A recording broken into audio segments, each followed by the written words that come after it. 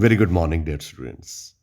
Fundamental concepts हम पढ़ रहे हैं। इंडक्टिव इफेक्ट पढ़ चुके हैं, इलेक्ट्रोमेरिक इफेक्ट, और इसके बाद हम नंबर 3 पे रेजोनेंस और मेसोमेरिक इफेक्ट जो है कल के वीडियो में पढ़ चुके हैं। आज हम नंबर 4 पे हाइपर कॉन्जुगेशन इफेक्ट पढ़ेंगे। हाइपर कॉन्जुगेशन में बताया गया है कि जब कोई अल्काइल ग्रुप मतलब जैसे ये CH3 है, जैसे ये CH2CH3 है, ठीक है, जैसे ये CH3 है, आइसोप्रोपाइल मतलब जब ये अटैच होता है किसी अनसैचुरेटेड सिस्टम को। अनसैचुरेटेड सिस्टम मतलब जिसमें कार्बन कार्बन में डबल बॉन्ड हो या बेंजीन रिंग के साथ अटैच हो, तो इनका इफेक्ट जो है इंडक्टिव इफेक्ट से ऑपोजिट आता है। तो लाइक इंडक्टिव इफेक्ट में प्लस इंडक्टिव इफेक्ट में क्या होता था कि आइसोप्रोपाइल ग्रुप का जो इंडक्टिव इफेक्ट था सबसे ज़्यादा था, लेकिन हाइपर कॉन्जुगेशन में ये जो मिथाइल ग्रुप है इसका हाइपर कॉन्जुगेटिव इफेक्ट सबसे ज़्यादा आएगा। यहाँ पे ये लिखा हुआ है, बाकी आगे चल के और डिटेल में हम पढ़ते हैं। Hyper conjugation basically resonance effect की एक्सटेंशन है, मतलब ये रेजोनेंस इफेक्ट से मिलता जुलता है। इसमें भी डीलोकलाइजेशन होती है इलेक्ट्रॉन की, और डीलोकलाइजेशन होने के बाद एक स्टेज ऐसी आती है कि कार्बन और हाइड्रोजन के बीच में कोई बॉन्ड भी नहीं रहता, पर वो हाइड्रोजन जो है वो कार्बन डबल बॉन्ड कार्बन की तरफ अट्रैक्ट होता रहता है। कैसे, ये जानने के लिए आप सारी वीडियो देखते रहिए। हाइपर कॉन्जुगेशन, ये मिथाइल ग्रुप है,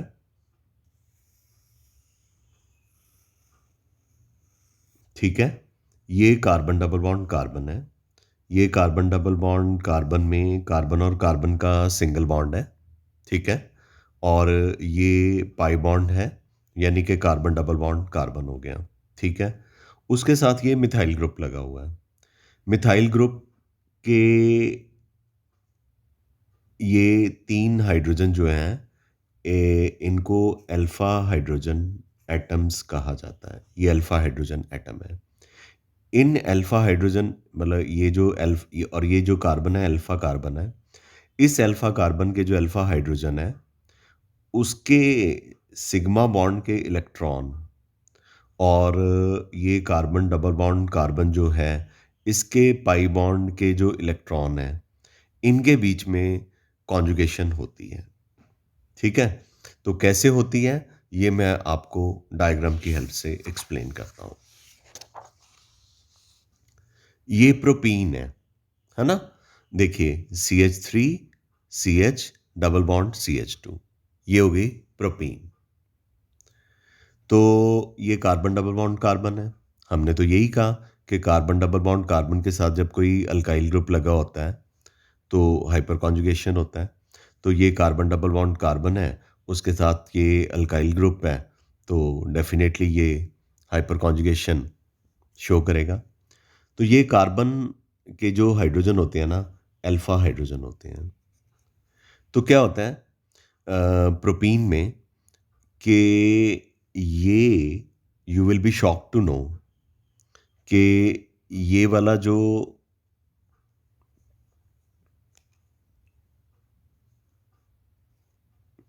ये वाला जो सिग्मा बॉन्ड के इलेक्ट्रॉन है, ये इधर शिफ्ट कर जाते हैं। पहले तो कभी नहीं हमने ऐसे पढ़ा कि सिग्मा बॉन्ड के इलेक्ट्रॉन शिफ्ट करें। तो बाकी ये 2 हाइड्रोजन के जो बॉन्ड हैं वो बने हुए हैं, ठीक है। और जब ये इलेक्ट्रॉन इधर शिफ्ट कर जाते हैं तो यहाँ पे डबल बॉन्ड बन जाएगा। जब यहाँ पे डबल बॉन्ड बनेगा तो इस कार्बन की वैलेंसी जो है वो डिस्टर्ब हो जाएगी, इसलिए ये बॉन्ड शिफ्ट करके आगे चला जाएगा और इस कार्बन के ऊपर कौन सा चार्ज आ जाएगा, नेगेटिव चार्ज आ जाएगा। और चूंकि ये सिग्मा बॉन्ड के इलेक्ट्रॉन यहाँ पे शिफ्ट कर गए हैं तो इस हाइड्रोजन के ऊपर क्या चार्ज आ गया, पॉजिटिव चार्ज आ गया। अब ये पॉजिटिव चार्ज प्रोटॉन जो है हवा में है। आप कहेंगे कि तो इसको तो बाहर निकल जाना चाहिए क्योंकि यहाँ पे कोई बॉन्ड भी नहीं है, पर ये पॉजिटिवली चार्ज जो हाइड्रोजन है ये कार्बन डबल बॉन्ड, कार्बन का जो पाई बॉन्ड है, यानी कि ये डबल बॉन्ड की तरफ अट्रैक्ट होता है। यानी कि ये डबल बॉन्ड है, इसको अपनी तरफ खींच के रखता है और इसको मॉलिक्यूल में से बाहर नहीं जाने देता। ये फर्स्ट हाइपर कॉन्जुगेटिव स्ट्रक्चर है। यहाँ पे मैंने 1 लिखा हुआ है। इसको नो बॉन्ड रेजोनेंस भी कहते हैं, क्योंकि कार्बन और हाइड्रोजन के बीच में कोई भी बॉन्ड नहीं है। और इसका एक नाम बेकर नेथन इफेक्ट है। बेकर नेथन जो है वो केमिस्टों के नाम है, इसलिए इसको बेकर नेथन इफेक्ट भी कहा जाता है। इसको एनिकेमेरिक इफेक्ट भी कहा जाता है। तो इसके 4 नाम हैं हाइपर कॉन्जुगेशन के: hyperconjugation, no bond resonance, Baker Nathan effect and anchimeric effect. ये ऑब्जेक्टिव का क्वेश्चन है। ये फर्स्ट हाइपर कॉन्जुगेटिव स्ट्रक्चर है। अब ये है कि जो फर्स्ट हाइपर कॉन्जुगेटिव स्ट्रक्चर है वो ऐसे हो गया। अब क्या होगा कि ये बॉन्ड अगर अपनी पोजीशन पे वापस चला जाता है, तो फिर ये बॉन्ड यहाँ पे आ जाएगा। फिर इस हाइड्रोजन के ऊपर पॉजिटिव चार्ज आ जाएगा और ये डबल बॉन्ड की तरफ अट्रैक्ट होगा। ठीक है? ये सेकंड हाइपर कॉन्जुगेटिव स्ट्रक्चर हो गया। नो बॉन्ड रेजोनेंस, क्योंकि कार्बन और H प्लस के बीच में कोई बॉन्ड नहीं है, तो फिर ये H प्लस यहाँ पे क्या कर रहा है, इसको कौन अट्रैक्ट कर रहा है, इसको कौन होल्ड कर रहा है, ये जो डबल बॉन्ड है इसको अपनी तरफ अट्रैक्ट कर रहा है। ठीक है? फिर उसके बाद अगर ये बॉन्ड यहाँ पे वापस चला जाता है, तो ये बॉन्ड यहाँ पे चला जाता है, यहाँ पे डबल बॉन्ड ही रहेगा। तो एज ए रिजल्ट यहाँ पे पॉजिटिव चार्ज आ जाएगा और ये थर्ड हाइपर कॉन्जुगेटिव स्ट्रक्चर हो जाएगा। यानी 3 अल्फा हाइड्रोजन थे, तो 3 हाइपर कॉन्जुगेटिव स्ट्रक्चर हमारे बने। 1, 2, 3। इनको हाइपर कॉन्जुगेटिव स्ट्रक्चर कहते हैं। और मैंने आपको पहले ही बता दिया कि हाइपर कॉन्जुगेटिव स्ट्रक्चर जो हैं उनको no bond resonance, Baker Nathan effect और एनिकेमेरिक इफेक्ट भी कहा जाता है। तो हाइपर कॉन्जुगेशन जो है उसके उतने ही ज़्यादा हाइपर कॉन्जुगेटिव स्ट्रक्चर बनेंगे जितने ज़्यादा अल्फा हाइड्रोजन होंगे। अगर अल्फा हाइड्रोजन का नंबर कम होगा, अगर अल्फा हाइड्रोजन का नंबर कम होगा तो हाइपर कॉन्जुगेटिव स्ट्रक्चर भी कम बनेंगे। और अगर अल्फा हाइड्रोजन का नंबर ज़्यादा होगा तो हाइपर कॉन्जुगेटिव स्ट्रक्चर भी ज़्यादा बनेंगे। इसका बेनिफिट क्या है, उसके लिए हमें इसकी सिग्निफिकेंस जो है वो पढ़नी पड़ेगी। ठीक है? तो बेनिफिट इसका ये है कि हमें इसकी क्या पढ़नी पड़ेगी, सिग्निफिकेंस जो है वो पढ़नी पड़ेगी। क्या पढ़नी पड़ेगी? सिग्निफिकेंस पढ़नी पड़ेगी। तो फिर ही पता चलेगा कि ये ऐसे क्यों होता है। ठीक है? अगर हम सिग्निफिकेंस पढ़ लेंगे तो हमें ये कॉन्सेप्ट क्लियर हो जाएगा कि हम हाइपर कॉन्जुगेशन पढ़ ही क्यों रहे हैं। मतलब अदरवाइज़ तो कोई यही कहेगा ना कि बड़े बेवकूफ़ हो, प्रोपीन है, अच्छी खासी है और सारे बॉन्ड प्रॉपर हैं, कार्बन की वैलेंसी सेटिस्फाइड है, तो फिर इस सिग्मा बॉन्ड को यहाँ पे पाई बॉन्ड बनाने की क्या ज़रूरत थी और सिग्मा बॉन्ड डीलोकलाइज़ क्यों हो गया। तो बेसिकली सिग्मा बॉन्ड तो बहुत ही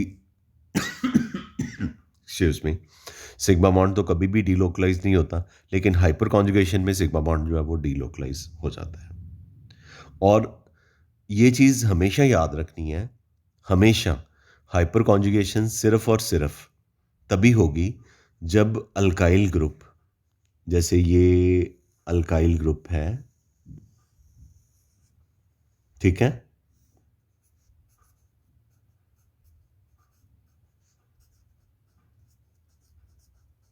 जब अल्काइल ग्रुप या तो कार्बन डबल बॉन्ड कार्बन के साथ लगाओ या बेंजीन के साथ लगाओ,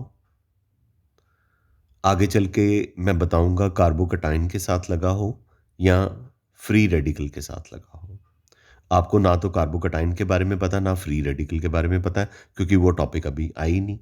तो अभी इसलिए मैं ये कहूँगा कि हाइपर कॉन्जुगेशन सिर्फ तभी और तभी होता है जब alkyl group carbon double bond carbon के साथ, बेंजीन के साथ, कार्बोकटाइन के साथ या फ्री रेडिकल के साथ लगा होता है।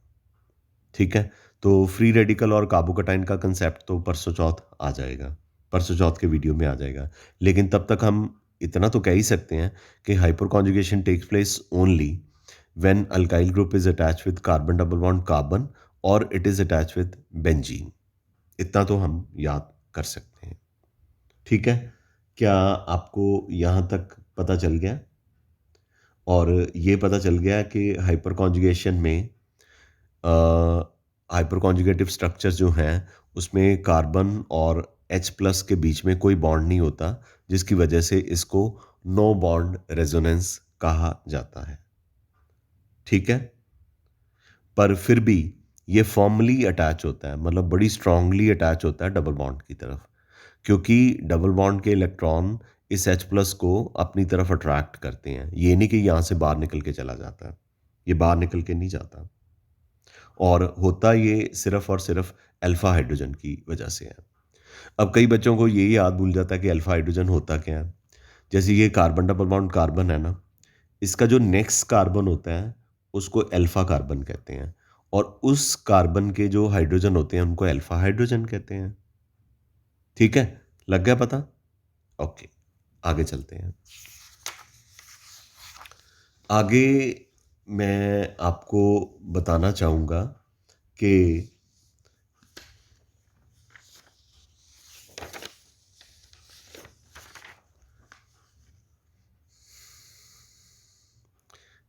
अगर कार्बन डबल बॉन्ड कार्बन के साथ मिथाइल ग्रुप लगा हो, जैसे कि CH3 ग्रुप, जैसे ये कार्बन डबल बॉन्ड कार्बन के साथ CH3 ग्रुप लगा था, तो 3 हाइपर कॉन्जुगेटिव स्ट्रक्चर बने थे। ठीक है? लेकिन अगर CH3 की बजाय यहाँ पे CH2CH3 ग्रुप लगा होता कार्बन डबल बॉन्ड कार्बन के साथ, तो ये अल्फा हाइड्रोजन है, तो 2 हाइपर कॉन्जुगेटिव स्ट्रक्चर बनेंगे। और अगर आइसोप्रोपाइल ग्रुप लगा हो तो ये अल्फा हाइड्रोजन है, तो फिर एक अल्फा हाइड्रोजन होगा तो एक ही हाइपर कॉन्जुगेटिव स्ट्रक्चर बनेगा। और ये टर्शरी बुटाइल ग्रुप बना है, इसमें कोई भी अल्फा हाइड्रोजन नहीं है, so no hyper conjugative structure. यानी कि टर्शरी बुटाइल ग्रुप अगर कार्बन डबल बॉन्ड कार्बन के साथ लगा होगा तो फिर हाइपर कॉन्जुगेशन नहीं होगी। तो सबसे ज़्यादा हाइपर कॉन्जुगेटिव स्ट्रक्चर कौन बना रहा है? Methyl group. मिथाइल ग्रुप, क्योंकि इसमें 3 अल्फा हाइड्रोजन एटम है। उसके बाद कौन बना रहा है? इथाइल ग्रुप, क्योंकि इसमें 2 अल्फा हाइड्रोजन ग्रुप हैं। फिर उसके बाद आइसोप्रोपाइल ग्रुप है, इसमें 1 अल्फा हाइड्रोजन है, तो ये एक हाइपर कॉन्जुगेटिव स्ट्रक्चर बनाएगा। फिर ये टर्शरी बुटाइल ग्रुप है, इसमें कोई अल्फा हाइड्रोजन नहीं है, ये कोई हाइपर कॉन्जुगेटिव स्ट्रक्चर नहीं बनाएगा। इसका मतलब कि order of hyperconjugation decreases in the way that has been shown here. Methyl सबसे ज़्यादा हाइपर कॉन्जुगेटिव स्ट्रक्चर शो करता है 3, इथाइल 2 शो करता है, आइसोप्रोपाइल ग्रुप जो है वो एक हाइपर कॉन्जुगेटिव स्ट्रक्चर शो करता है, और टर्शरी बुटाइल ग्रुप जो है वो कोई भी हाइपर कॉन्जुगेटिव स्ट्रक्चर शो नहीं करता। इसीलिए मैं आपको बार-बार नोमेनक्लेचर पे स्ट्रेस दे रहा हूँ। बार-बार असाइनमेंट आपको सेंड कर रहा हूँ नोमेनक्लेचर की। नोमेनक्लेचर की जितनी असाइनमेंट सॉल्व करोगे, ऑर्गेनिक केमिस्ट्री समझने में उतनी ज़्यादा आपको क्या होगी? आसानी होगी। जो बच्चे तो प्रॉब्लम पूछ लेते हैं कि सर ये प्रॉब्लम आप हमें बता दीजिए, उनको तो डेफ़िनेटली मैं बता देता हूँ। जो नहीं पूछते मैं उनको बार-बार पूछता रहता हूँ, वो नहीं भी बताते तो फिर उनका सब्जेक्ट वीक होना शुरू हो जाएगा। नहीं, subject in the sense organic chemistry में प्रॉब्लम आनी शुरू हो जाएगी। तो इसलिए विदाउट एनी हेजिटेशन, जहाँ पे आपको जब मैं नोमेनक्लेचर की असाइनमेंट भेजता हूँ, आपको मुझसे प्रॉब्लम ज़रूर पूछनी चाहिए। ठीक है? अब कल मैंने आज जो आपको असाइनमेंट भेजी है? भेजी है ना? तो उसकी जो प्रॉब्लम्स हैं, वो मैं कल आपके साथ डिस्कस करूँगा। ठीक है? वीडियो के साथ ही। ओके? अब हम पढ़ेंगे significance of hyper conjugation effect. Hyper conjugation effect जो है, वो इतना स्ट्रॉन्ग नहीं होता, जितना कि रेजोनेंस इफ़ेक्ट होता है। पर ये फिजिकल और केमिकल प्रॉपर्टीज ऑर्गेनिक मॉलिक्यूल की एक्सप्लेन करता है, और ये जो सिग्निफिकेंस हम पढ़ने जा रहे हैं वो आपको मैं बताने जा रहा हूँ। पहला है इसका significance, directive influence of alkyl group, यानी कि अल्काइल ग्रुप जब बेंजीन के साथ लगा होता है तो इलेक्ट्रोफाइल यानी कि इलेक्ट्रॉन पे अटैक करने वाला जो स्पीशीज़ है वो ऑर्थो पे अटैक करेगा, मेटा पे अटैक करेगा कि पैरा पे अटैक करेगा। तो यहाँ पे इस पैराग्राफ में लिखा हुआ है कि अगर मिथाइल ग्रुप या कोई अल्काइल ग्रुप, मिथाइल, इथाइल या आइसोप्रोपाइल, क्योंकि टर्शरी बुटाइल तो हमने रूल आउट कर दिया क्योंकि उसके पास कोई अल्फा हाइड्रोजन नहीं होता, तो टर्शरी बुटाइल तो हाइपर कॉन्जुगेशन शो ही नहीं करता। तो मिथाइल ग्रुप जब बेंजीन के साथ लगा होता है तो वो आने वाले इलेक्ट्रोफाइल को ऑर्थो और पैरा पोजीशन पे अटैक करने के लिए अलाउ करता है या गाइड करता है कि तू बेंजीन की ऑर्थो और पैरा पोजीशन पे अटैक कर दे। जैसे कि ये बेंजीन है और ये आपका मिथाइल ग्रुप है, ये अल्फा हाइड्रोजन है, ठीक है? तो हाइपर कॉन्जुगेशन में क्या होता है कि ये बॉन्ड जब इधर शिफ्ट करता है तो इस कार्बन की, यहाँ पे जो कार्बन होता है उसके साथ 5 बॉन्ड हो जाते हैं। कैसे? कैसे 5 हो जाते हैं? 1, 2, 3, 4 और ये बॉन्ड शिफ्ट कर रहा है, कितने हो गए? 5। इसलिए इस बॉन्ड को आगे बाहर ऑर्थो पोजीशन पे आना पड़ेगा। तो यहाँ पे हो गया डबल बॉन्ड और ये हो गया H+, यानी कि ये फर्स्ट हाइपर कॉन्जुगेटिव स्ट्रक्चर है और ये बॉन्ड जो कि बाहर गया ऑर्थो पोजीशन पे, तो ऑर्थो पोजीशन पे गया तो यहाँ पे इलेक्ट्रॉन की डेंसिटी इंक्रीज कर जाएगी। जब इलेक्ट्रॉन की डेंसिटी इंक्रीज करेगी तो इलेक्ट्रोफाइल क्या होता है? जो इलेक्ट्रॉन के ऊपर अटैक करता है, तो वो किसके ऊपर अटैक करेगा? ऑर्थो पोजीशन पे अटैक कर देगा। इसका मतलब कि अगर अल्काइल ग्रुप बेंजीन के साथ लगा है तो इलेक्ट्रोफाइल जो है वो ऑर्थो पोजीशन पे अटैक करेगा। अब ये इलेक्ट्रॉन अगर जो है बेंजीन रिंग जो कि ब्रेक कर गई है क्योंकि ये बॉन्ड बाहर चला गया था, तो इलेक्ट्रोफाइल यहाँ पे अटैक कर देगा। तो इलेक्ट्रोफाइल के अटैक करने के बाद ये इलेक्ट्रॉन अंदर चले जाएंगे ताकि बेंजीन की रिंग कंप्लीट हो जाए। लेकिन जैसे ही ये अंदर जाता है, यहाँ पे भी हाइड्रोजन होता है, आपको पता है बेंजीन के हर कार्बन पे हाइड्रोजन होता है, तो इस कार्बन की वैलेंसी 5 हो जाएगी, तो ये बॉन्ड बाहर आ जाएगा पैरा पोजीशन पे। तो पैरा पोजीशन पे अब इलेक्ट्रॉन की डेंसिटी इंक्रीज कर जाएगी, तो इलेक्ट्रोफाइल फिर जो है वो किस पे अटैक कर देगा? पैरा पोजीशन पे अटैक कर देगा। इसका मतलब कि इस अल्फा हाइड्रोजन की वजह से या इस अल्काइल ग्रुप की वजह से इलेक्ट्रॉन डेंसिटी ऑर्थो और पैरा पोजीशन पे इंक्रीज कर गई है, जिससे इलेक्ट्रोफाइल जो है वो या तो ऑर्थो पे अटैक करता है या पैरा पे अटैक करता है। तो इसका मतलब कि अल्काइल ग्रुप बेंजीन के साथ लगा होगा तो इलेक्ट्रोफाइल हमेशा ऑर्थो और पैरा पे अटैक करेगा। अब ये इलेक्ट्रॉन जो है अगर अंदर चले जाते हैं तो यहाँ पे बॉन्ड बन जाएगा, तो इस कार्बन की वैलेंसी अब डिस्टर्ब हो जाएगी, 4 से 5 हो जाएगी। तो उसको करेक्ट करने के लिए ये बॉन्ड जो है वो बाहर निकल के ऑर्थो पे आ जाएगा। तो इलेक्ट्रोफाइल अब फिर से कहाँ पे अटैक कर देगा? ऑर्थो पे अटैक कर देगा। अगर ऑर्थो पे अटैक कर देगा तो इसका मतलब ये हो गया कि अगर अल्काइल ग्रुप बेंजीन के साथ अटैच है तो इलेक्ट्रोफाइल जो कि बाहर से आ रहा है वो ऑर्थो और पैरा पोजीशन पे अटैक करेगा। अब ये 3 हाइपर कॉन्जुगेटिव स्ट्रक्चर बन गए, ठीक है? क्योंकि इसमें भी बॉन्ड नहीं है, इसमें भी बॉन्ड नहीं है, इसमें भी बॉन्ड नहीं है। मतलब एक अल्फा हाइड्रोजन जो है 3 हाइपर कॉन्जुगेटिव स्ट्रक्चर बना रहा है जब वो बेंजीन के साथ अटैच होता है। हमने इसकी और इसकी तो बात ही नहीं की, ये भी तो अल्फा हाइड्रोजन है। अगर एक alpha hydrogen 3 hyper conjugative structure बनाता है 1, 2, 3, तो ये और ये 2 और अल्फा हाइड्रोजन है, वो भी 3-3 स्ट्रक्चर बनाएँगे। तो टोटल कितने हाइपर कॉन्जुगेटिव स्ट्रक्चर बनेंगे? 9, क्योंकि एक अल्फा हाइड्रोजन जो है वो 3 हाइपर कॉन्जुगेटिव स्ट्रक्चर बनाता है, तो टोटल 3 अल्फा हाइड्रोजन है, वो टोटल 9 हाइपर कॉन्जुगेटिव स्ट्रक्चर बनाएँगे। अगर अल्फा हाइड्रोजन अल्फा कार्बन के साथ अटैच हैं और वो अल्फा कार्बन बेंजीन के साथ अटैच है। तो 9 हाइपर कॉन्जुगेटिव स्ट्रक्चर, इसका मतलब ऑर्थो और पैरा पोजीशन पे इलेक्ट्रॉन डेंसिटी इंक्रीज होती जाएगी और मेटा पोजीशन पे कभी भी इलेक्ट्रॉन डेंसिटी नहीं आई। इसका मतलब ये हुआ कि इलेक्ट्रोफाइल जो है उसको गाइड किया जाएगा कि तू भाई अटैक कर ऑर्थो और पैरा पोजीशन पे। ये है इसकी सिग्निफिकेंस कि अल्काइल ग्रुप जब बेंजीन के साथ लगा होता है तो हाइपर कॉन्जुगेशन की वजह से वो आने वाले इलेक्ट्रोफाइल को ऑर्थो और पैरा पोजीशन पे अटैक करने के लिए अलाउ करता है। I am sure this is clear to you guys. Are you clear about it? Clear है? Okay, let's come to the next.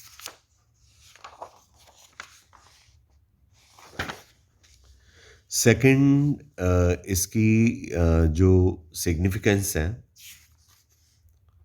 Second इसकी जो सिग्निफिकेंस है वो ये है कि ना प्रोपीन की बात हम दोबारा करते हैं कि प्रोपीन की एग्जाम्पल हमने हाइपर कॉन्जुगेशन में क्यों दी थी। कार्बन डबल बॉन्ड कार्बन की बॉन्ड लेंथ कितनी होती है? केमिकल बॉन्डिंग में पड़ी थी 134 picometer. Carbon single bond carbon की बॉन्ड लेंथ कितनी होती है? 154 पिकोमीटर। ये हमने बॉन्ड लेंथ्स के बारे में केमिकल बॉन्डिंग में पढ़ा था। तो लेकिन जब इसकी एक्सरे स्टडीज़ करी गई, एक्सरे डिफ्रैक्शन स्टडीज़ की गई या सोफिस्टिकेटेड इंस्ट्रूमेंट के साथ देखा गया, तो उन्होंने देखा कि ना तो ये वाली बॉन्ड लेंथ जो है सिंगल वाली 154 पिकोमीटर है, ना ये 134 पिकोमीटर है, बल्कि ये कितनी निकली 149 पिकोमीटर या 1.49 ऑंगस्ट्रॉम। तो वो तभी पॉसिबल है कि अगर ये बॉन्ड इधर आ जाए और इसको थोड़ा छोटा कर दे, सिंगल बॉन्ड को थोड़ा छोटा कर दे, क्योंकि डबल बॉन्ड छोटा होता है, और डबल बॉन्ड इधर चला जाए और डबल बॉन्ड थोड़ा लंबा हो जाए, क्योंकि डबल बॉन्ड की बॉन्ड लेंथ होनी चाहिए 1.54 ऑंगस्ट्रॉम या 154 पिकोमीटर, पर निकलती इसकी भी 149 पिकोमीटर है, इसकी भी 149 पिकोमीटर है। मतलब 1 और 2 के बीच में जो बॉन्ड लेंथ है वो भी 1.49 ऑंगस्ट्रॉम है। 2 और थर्ड कार्बन के बीच में जो बॉन्ड लेंथ है वो भी 1.49 ऑंगस्ट्रॉम है।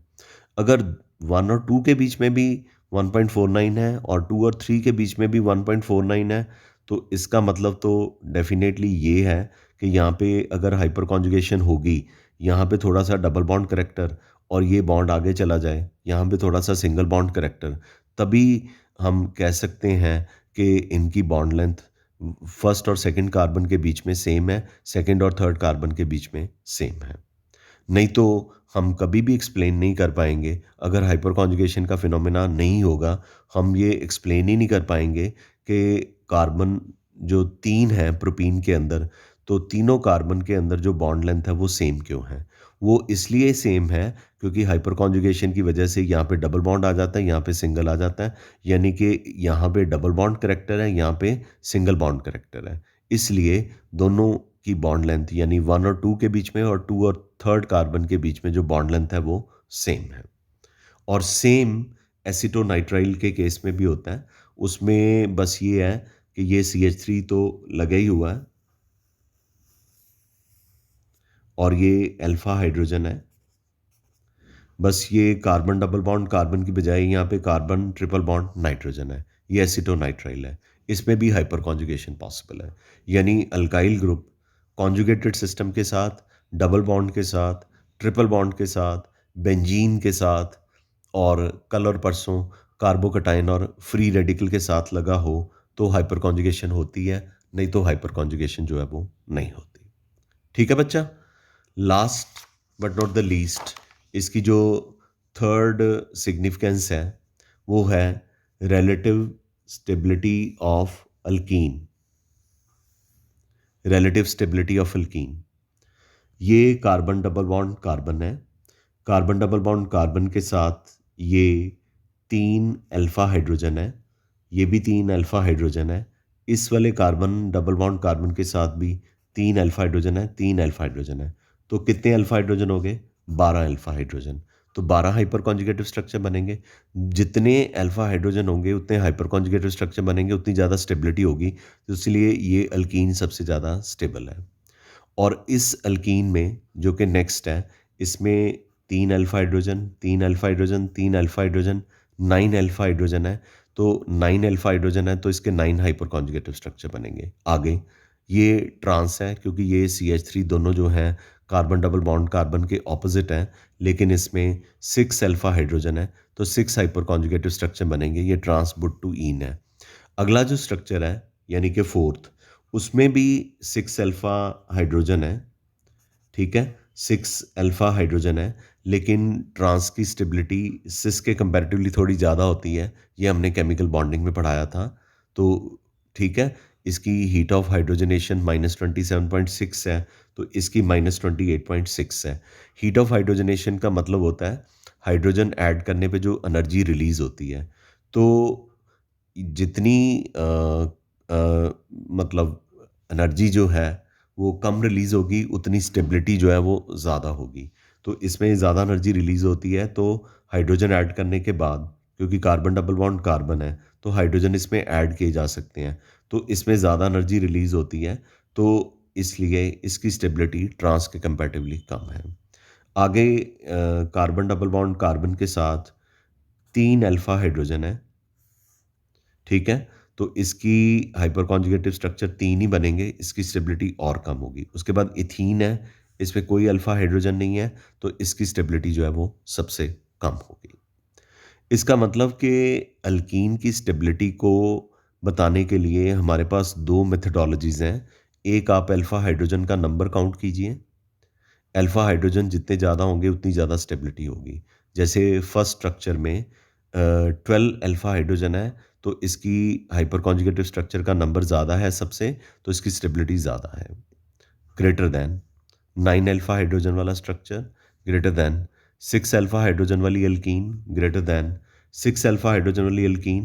पर ये इन दोनों में ये है कि ये जो स्ट्रक्चर 3 है और 4 है, उसमें एक ट्रांसब्यूटीन है, एक सिसब्यूटीन है। और केमिकल बॉन्डिंग में आपको बड़ी अच्छी तरह से बताया था कि ट्रांसब्यूटीन जो है वो अपने क्रिस्टल लैटिस में टाइटली फिटेड होता है। जैसे मतलब कि मोम को या वैक्स को ग्लास में डाल दो, तो वो टाइटली फिट हो जाए और बाहर ना निकाली जा सके। और सिस इस तरह का होता है कि वो जो वैक्स है वो टाइटली फिट ना हो, वो बाहर जल्दी निकल आए। तो जो ट्रांसब्यूटीन होता है वो ज़्यादा स्टेबल होता है किसके मुकाबले में, सिसब्यूटीन के। इसलिए ट्रांसब्यूटीन की स्टेबिलिटी जो है सिसब्यूटीन के मुकाबले में ज़्यादा है। हालांकि स्ट्रक्चर 3 और स्ट्रक्चर 4 दोनों में अल्फा हाइड्रोजन का नंबर जो है वो 6 है। आगे प्रोपीन में 3 अल्फा हाइड्रोजन है, 3 हाइपर कॉन्जुगेटिव स्ट्रक्चर है, तो इसकी स्टेबिलिटी और कम है। इथीन है, इसमें कोई अल्फा हाइड्रोजन नहीं है और इसकी स्टेबिलिटी सबसे कम है। इसलिए स्टेबिलिटी का ऑर्डर है 1 greater than 2 greater than 3 greater than 4 greater than 5 greater than 6। I hope you understand this nicely. तो हाइपर कॉन्जुगेशन के कॉन्सेप्ट आगे भी चलते जाएंगे, यानी आपको और भी अंडरस्टैंडिंग होगी जब मैं आपको रिएक्टिव इंटरमीडिएट शुरू कराऊंगा, कार्बोकटाइन और कार्बन फ्री रेडिकल कराऊंगा, तो आपको हाइपर कॉन्जुगेशन और भी ज़्यादा क्लियर होता जाएगा। ठीक है, बस आपको ये ज़रूर पता होना चाहिए कि अल्फा हाइड्रोजन होता क्या है। कार्बन डबल बॉन्ड कार्बन का जो नेक्स्ट कार्बन, उसके जो hydrogen, they are alpha hydrogen. जो hydrogen directly carbon double bond carbon के साथ लगा है, this one is not a alpha hydrogen. Got it बच्चा? ठीक है, तो ये था हमारा हाइपर कॉन्जुगेशन का कॉन्सेप्ट। हम इसको और भी कंसोलिडेट करेंगे जब हम कार्बोकटाइन पे जाएंगे या कार्बन फ्री रेडिकल पे जाएंगे। लेकिन कल हमने जो आज मैंने असाइनमेंट भेजी है आपको, उसको मैंने आपसे डिस्कस करना है वीडियो के थ्रू डायरेक्टली। क्योंकि आप लोग मुझे भेज देते हो, तो वो चेकिंग करके मैं गलतियाँ भी आपकी निकाल देता हूँ, पर वो इतना कॉन्सन्ट्रेट आप शायद नहीं कर पाते। इसलिए आई हैव डिसाइडेड कि जो असाइनमेंट मैंने आज आपको भेजी है, कल मैं आपको लाइव सॉल्व करके दूँगा। ठीक है बच्चा? Got it? Thank you very much. We call it a day. Love you all. See you tomorrow again. Thank you.